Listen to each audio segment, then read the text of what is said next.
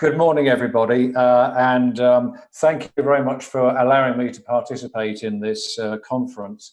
I would much rather be there in person, as I'm sure you can imagine. Unfortunately, that's not possible, and so I am, as Nigel said, a remote presenter, but remote physically, hopefully close at hand in terms of our thoughts and our services to the Caribbean. I've got about 15, 20 minutes, and I promise not to overrun because you've got an awful lot of other things to do. My name is Peter Davies, and as Nigel said, I'm the Global Ambassador for an organisation called Get Safe Online.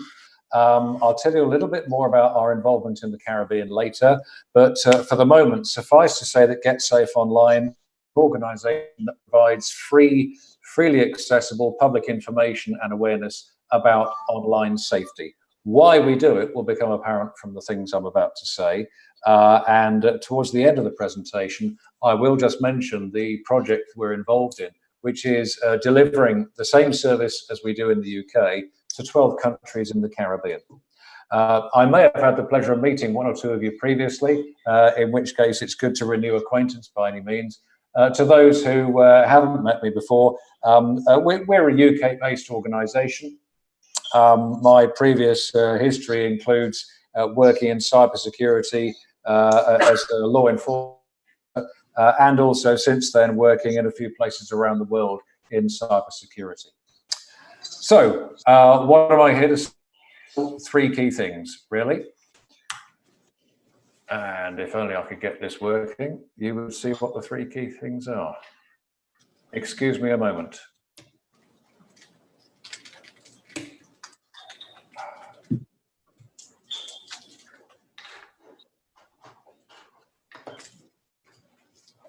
Okay, there they go.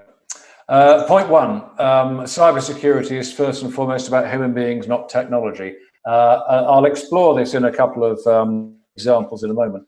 But my point here is that, of course, there are formidable technical solutions that are part of cybersecurity, whether it's for an individual, an organization, or indeed a nation.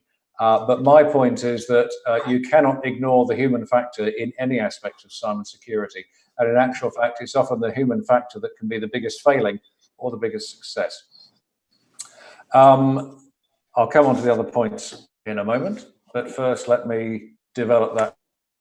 Here we go. My first example of how cybersecurity is about humans actually is the F-22 Raptor jet, launched in 2007 to a great fanfare by the United States at a cost of a cool $150 million each. And the special thing about this particular aircraft, or one of the special things, was it was loaded with the latest computer technology. Absolutely loaded to the gills with everything, and it could fly itself and fight itself.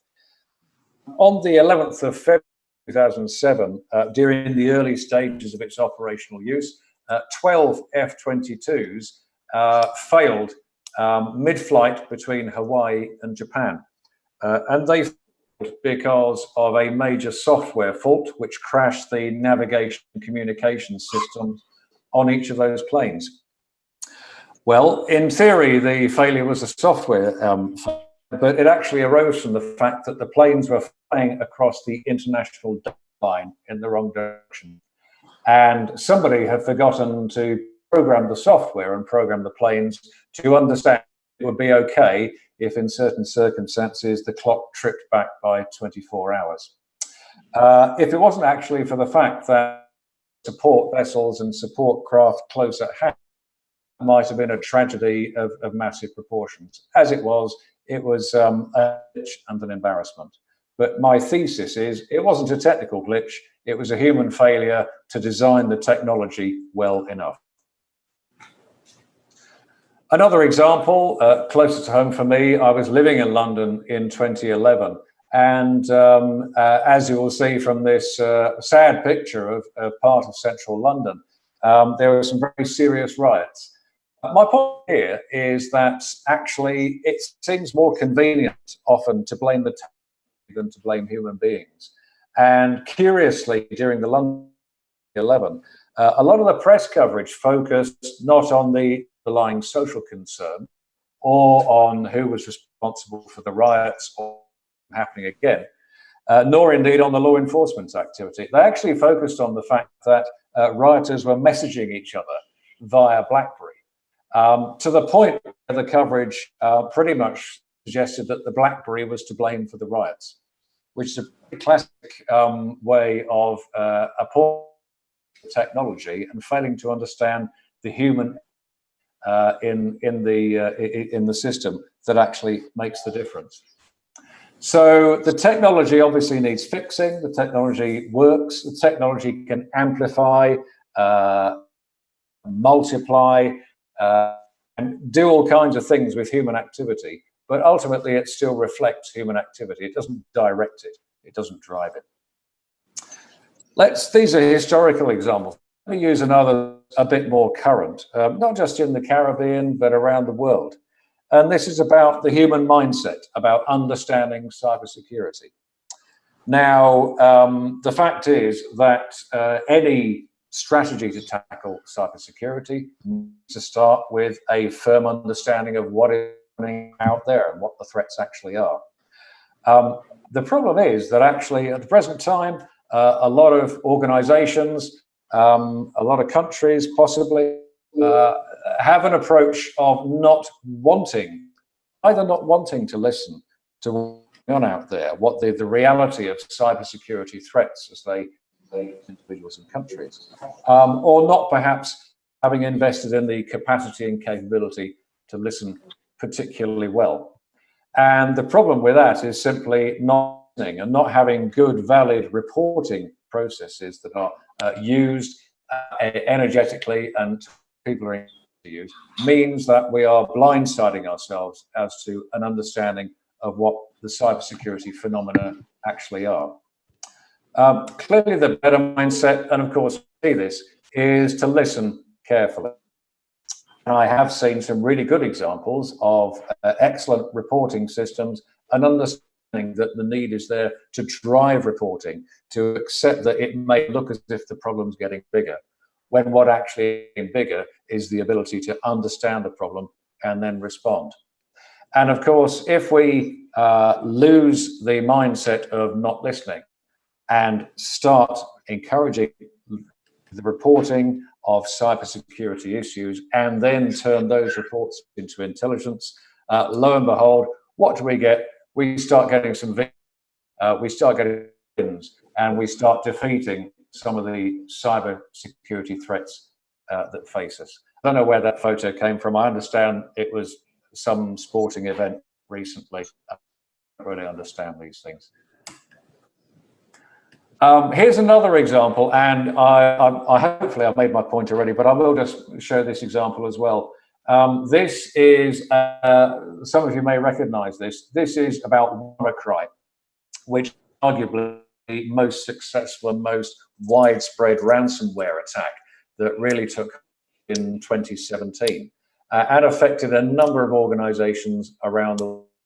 Is the ransom screen that would pop up if you unfortunately have to be a victim of WannaCry, and basically saying you can't access your files unless you pay, and the clock is ticking. You can see from the numbers on the left.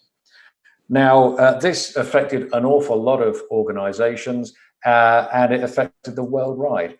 My recollection in 2017 is of WannaCry severely affecting the UK's National Health Service. I remember it because my son was in hospital at the time, and they basically revert to paper systems.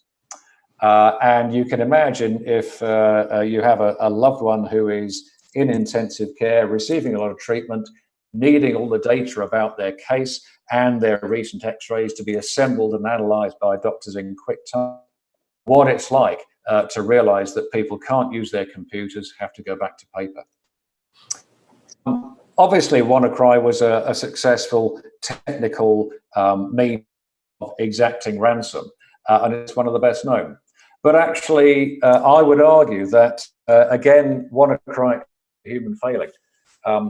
WannaCry worked best with organizations and systems that had outdated Microsoft Windows technology, technology that was actually no longer supported by Microsoft. It was that old.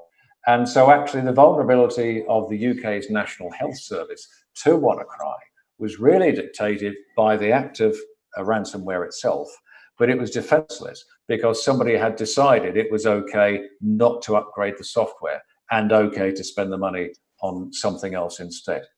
Now, I'm not being critical of whoever made that decision, but my point is again that underneath the surface of cybersecurity, however technical, however computer-based it looks, human beings, human errors, human vulnerabilities, human weaknesses, and human flaws run through it like a river. So here's the next thing. I don't think you can achieve cybersecurity. You can have the best technology in the world, but unless you accompany it with a cybersecurity culture, a way of doing things around cybersecurity that is a norm, is the way that people get things done, you can't achieve cybersecurity. The best technical defenses in the world will not ultimately protect you. And how do you achieve a cybersecurity culture? Well, I'm not going to go into a talk about culture. I've been to business school, albeit briefly, and everyone's got their view about how you create a culture. What I am here to say, though, is that public awareness and education is the most important building block of an effective cyber security culture. Don't just take my word for it. Don't just think, well, that's only common sense. This is also increasingly the established doctrine. Even the cybersecurity experts will tell you that without proper cultural management, education, and awareness raising, cybersecurity is not achievable. There are loads of models for this. I'm going to choose one here. And if you're interested in this model, it's quite well used. I think it's used in about 40 different countries around the world. It's run by the Oxford Cybersecurity Centre. And if you get a copy of this slide, you will find a link to it just underneath the title element. But the point is, they've developed a cybersecurity capacity maturity model for nations. They've modeled what makes a nation cyber secure. And there are 5 different dimensions of it, 2 of which involve public education and awareness, and the list of different headings is there. And actually, if you count the number of different elements of what this learned body consider to be a proper cybersecurity provision for a country, a quarter of the entire thing is about public education and awareness and the culture that will arise. It's not about the strategy, it's not about the resourcing, it's not about the technology, it's just about making people aware.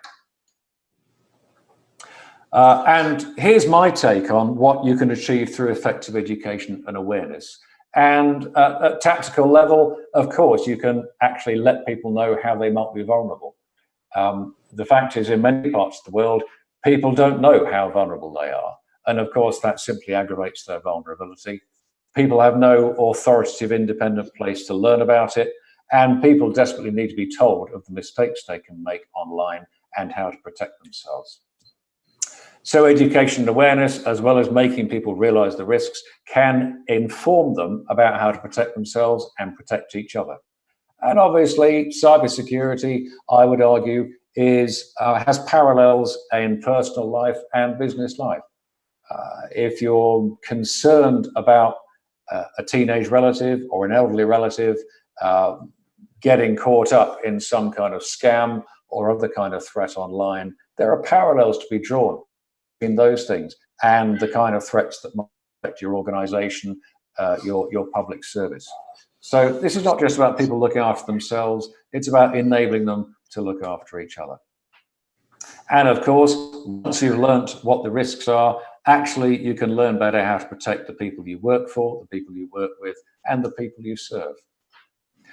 Another important element of education awareness is that actually, just as general awareness on cybersecurity is not that strong across the board, awareness of the legislation that applies actually isn't that strong. Some people may need to be informed that certain things are criminal offences and will be dealt with as such. Part of my background was in dealing with the appalling crime of the distribution of indecent images of children online. A curious feature of this was, of course, that where children took in, as they did sometimes, indecent photos of themselves and circulated friends online, technically they were also committing that offence. What matters, of course, is not criminalising a load of people who are just a bit misguided. What matters is making them realise that there are serious harms involved, and the backup of law to deter them from putting themselves at risk can be very important. I think there are more things that education and awareness can do as well. And this isn't just about protecting people, it's helping people to be confident. There are huge gains to be made in the Caribbean as elsewhere by increasing the number of digital citizens, increasing the number of people who access government services and financial services online. One can only achieve those goals if people are confident to do so. And if people are wary of the risks and aren't helped to get to grips with them, aren't helped to realise the benefits of the digital life, they will deny themselves that opportunity. And of course, in doing so, the services that exist to help will not be able to help them in the efficient and arguably more productive way that digital operation offers.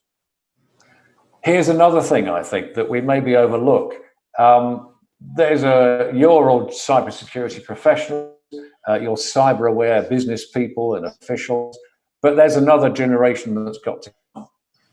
And with the development of technology at the rate it develops, it's important that we think about how we bring on the next generation of cybersecurity professionals and start people in thinking about cybersecurity and realizing the benefits.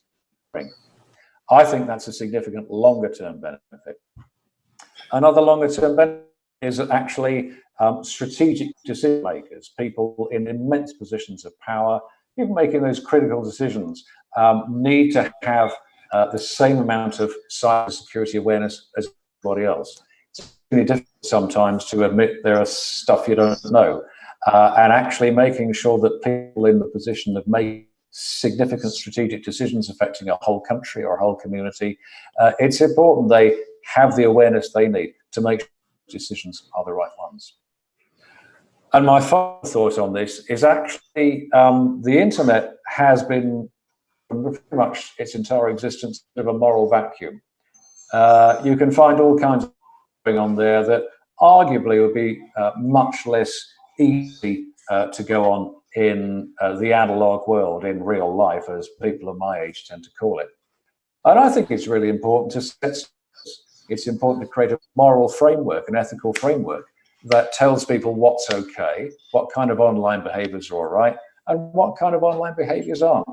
And my view is that in a moral vacuum, it's far easier for people to be vulnerable and maybe harm others than when it's made very clear about what's right and what's wrong. So I think education and awareness has a simple level of operation. Towards the top of that list, just helping people realize how they can be vulnerable, helping them figure out what to do about it. But I actually think it has more profound effects as well, and those can often be overlooked.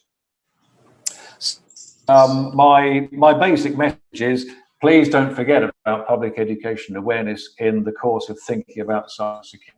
Please realize there's a human element every stage that needs to be taken into account. For those countries represented at this event, who are among the 12 we're serving, you may have heard this before, but I just want to mention our project for a moment. What Get Safe Online does in the UK, and has done for about 15 years, is deliver that kind of education awareness that we believe helps people. We have a freely accessible, which is very popular, very authoritative, well written and well presented. And that's free to access for anybody in the UK. And we also back that up with key messages, PR campaigns, making sure that people who maybe don't mind because they don't think of their safety enough, they get some key messages too, and their awareness is raised, and they start consulting the website and looking for advice about how to stay safe. Our project in brief is to deliver exactly those services to the 12 Caribbean countries that are part of the Commonwealth of Nations. It's funded by the UK Commonwealth Cybersecurity Programme and builds on the Commonwealth Cyber Declaration that was made following the Commonwealth Heads of Government meeting in April 2018. And what we are now doing in 12 countries is delivering our services. If you're in one of those countries, with one or two temporary exceptions, you already have your own version of the Get Safe Online website. It's up and running. It looks and feels like it belongs to your country, because that's how it needs to be. It looks and feels accessible. It's been developed with advice from you or your colleagues to make sure the messaging is right, to make sure the presentation is right. And during the course of the year, as that unfolds, we're also going to carry out 2 PR campaigns, again, mirroring what succeeds for us in the UK, bringing key messages to the attention of a wider audience who may not think enough about their online security and may not understand the need to go to our website and read the advice there. So we've been involved in quite a lot of engagement work. I had the privilege of meeting the CTU, including Nigel, during March in Trinidad, and we're very keen to make sure that with the duration of our project, we have the maximum impact on raising levels of public education and awareness about cybersecurity across the Caribbean. Our ambition is that people become confident and safe internet users because they've learned safe behaviors online, because we help to make them that way. Wherever else they get their information, we want to contribute to the work going on in countries to educate the public and make them aware. We've got a couple of other ambitions I want to share with you. We don't like the idea of delivering our service for a year and then packing up and leaving. We're going to look for ways of sustaining our service beyond the end of the project, because frankly, the need for high quality education and awareness will not stop on the 31st of March 2020. And we're very keen to expand our service. We have funding for the 12 Caribbean countries that are part of the Commonwealth of Nations, but our list of clients we'd like to serve does not stop there. And clearly, we would very much like to extend our service to other parts of the Caribbean if we can find a way of doing it. So that's the presentation in a nutshell. I hope that's been useful. It's hard to start day 2 of a conference. Thanks for joining me for the presentation. And I'll have a few minutes just to take any questions before the event moves on. So back to you. And again, many thanks for the opportunity to present, and thanks for your attention.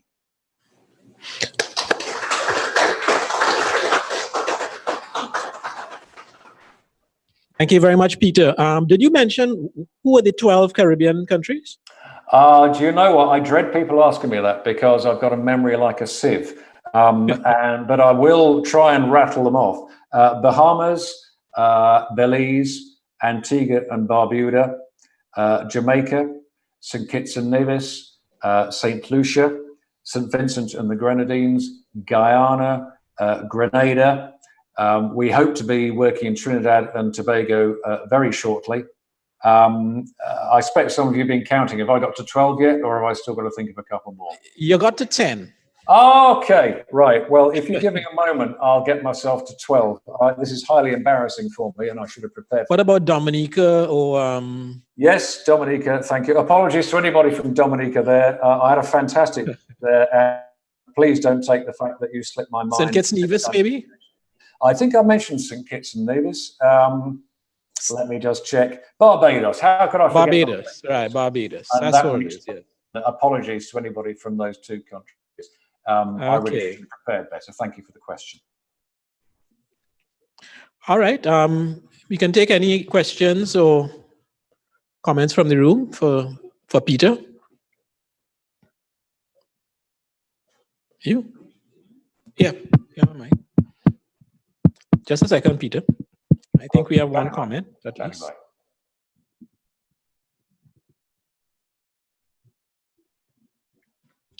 Deirdre Williams from St. Lucia. Thank you very much for your presentation. Rudy Daniel brought to our attention on Civic when you launched in St. Vincent, and I congratulated him because I thought it was a Vincentian project, and he replied that it was a Commonwealth project, and I believe about the next day or so it popped up in St. Lucia, and it is a very good and useful idea, so thank you. Oh, well, thank you very much for the comment. There are a lot of parts of the world that would benefit from this service. We've tried to reach out to countries and do the launches in a kind of coordinated way. I would have been worried, very worried, if you had ended up saying you haven't heard anything from us yet. So thank you for reassuring me. Rest assured that we are determined through the rest of 11 months, not just to make people aware that we're there, but also get those key messages out.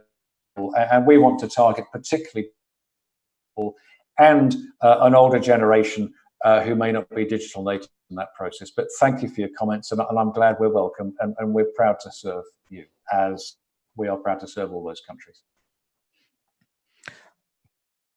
Any other questions or comments from the room? Well, I'm not seeing any, Peter, so I'll say thank you very much for the presentation, and I guess people will get in contact with you as might be required.